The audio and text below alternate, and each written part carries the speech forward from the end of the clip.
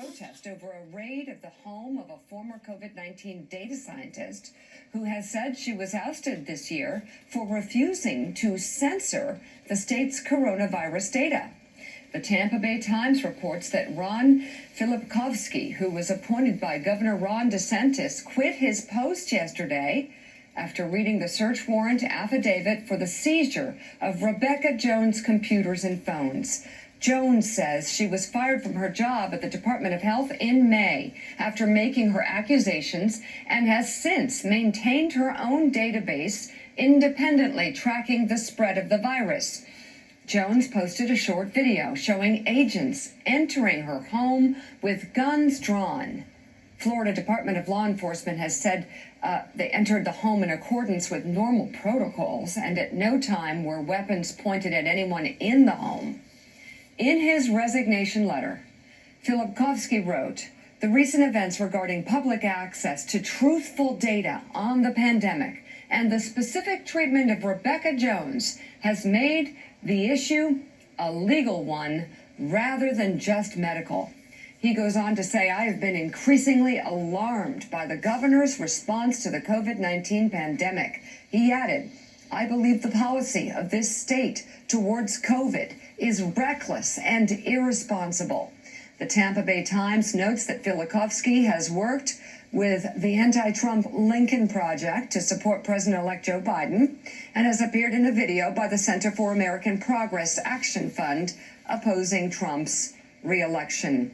Willie, final thoughts this morning. My final thoughts this morning are with the 3,103 families who lost someone to COVID last year, and the many more families who will lose someone today and the next day because we have a federal government that hasn't taken this seriously from the very beginning. In fact, the head of the federal government, the President of the United States, is preoccupied, futilely, but preoccupied with overturning the election. Shauna, your final thoughts.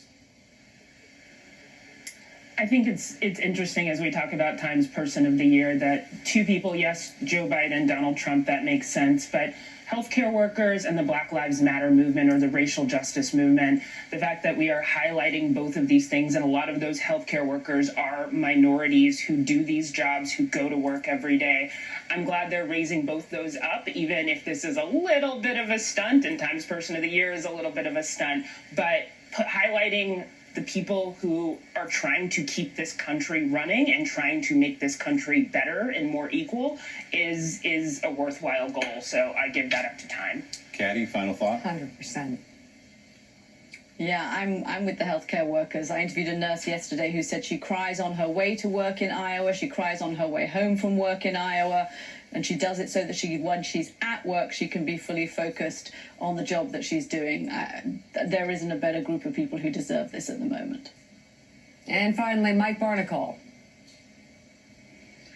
I'm for the forgotten, the people we see every day who have been working every day in grocery stores and gas stations and telephone linesmen, the forgotten right in front of us who have kept this country moving forward through this virus. All right. Thank you so much, all of you. Thanks for being with us this morning. And that does it for us this morning. Katie Tur picks up the coverage right now. Mika, thank you. And hi there. I am Katie Tur in for Stephanie Rule. We need survival checks for everyone in America, just like they do in other parts of the world.